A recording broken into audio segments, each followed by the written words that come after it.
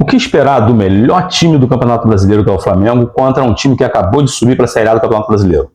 Um show de bola que teria que ser produzido pelo melhor time do Brasil.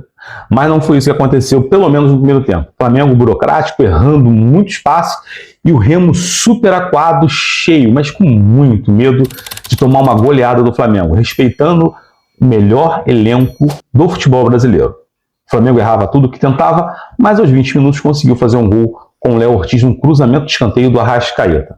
O Flamengo segue burocrático, errando muito espaço, até que uma única chance de gol clara que o Flamengo criou foi num cruzamento do Lino, onde o Pedro chegou de carrinho, mas não conseguiu chegar na bola a tempo. A bola passou, cruzou toda a área. Foi o único lance que o Flamengo conseguiu ter claro de gol na partida. Depois disso, acaba o primeiro tempo e o Flamengo sai vaiado, merecidamente vaiado por mais de 60 mil torcedores no Maracanã. Sai vaiado porque não jogou um futebol nem perto daquilo que o Flamengo pode sempre estar jogando. O Flamengo volta no segundo tempo e em 2 minutos, numa troca de passe padrão videogame, sabe? E o Lino consegue fazer um belo de um gol. O mais interessante é que logo depois, aos 8 minutos, o Flamengo faz o terceiro gol. Em outro lance muito bonito de troca de passes entre os jogadores do Flamengo, o Luiz Araújo marca o terceiro gol do Flamengo e o placar ficou em 3-0.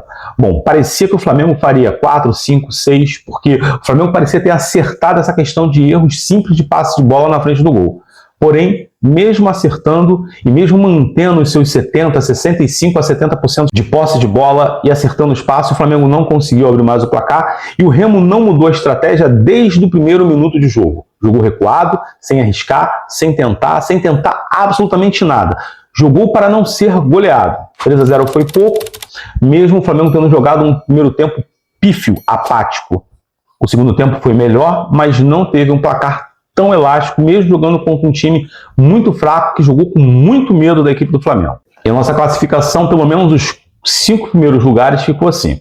Palmeiras em primeiro lugar, pois venceu o jogo de ontem. São Paulo era primeiro lugar, mas não está mais, está em segundo. Bahia em terceiro e Flamengo em quarto. Fluminense está em quinto lugar.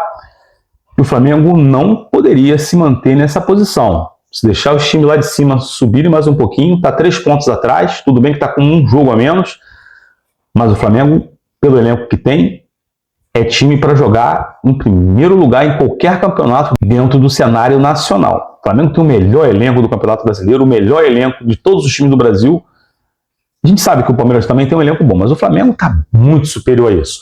O Flamengo soma 13 pontos, está em quarto lugar, com um jogo a menos. Algumas ponderações são importantes que nós fazemos aqui. Lucas Paquetá, mais uma vez no banco de reserva, entrando do meio para o final do jogo.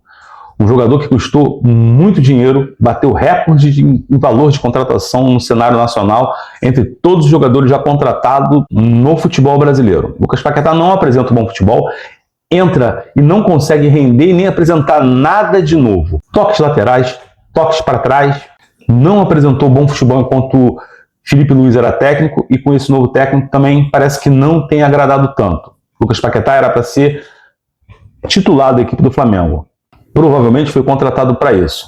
Mas o Pulgar é um jogador que parece que tem uma vaga cativa no Flamengo por jogar sempre bem, tem uma regularidade de partidas muito boa.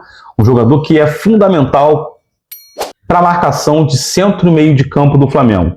Cobre muito bem os laterais, faz uma marcação muito forte. Essa posição não é do Lucas Paquetá. Seria na posição do Jorginho? Provavelmente. Mas Jorginho sempre apresenta um futebol de altíssimo nível, de excelente qualidade, um jogador que erra quase nunca, acerta praticamente tudo que tenta, um jogador muito conciso na posição que faz. Sobraria para o Arrascaeta. O Arrascaeta parece ser intocável no Flamengo. Primeiro pelo futebol que joga.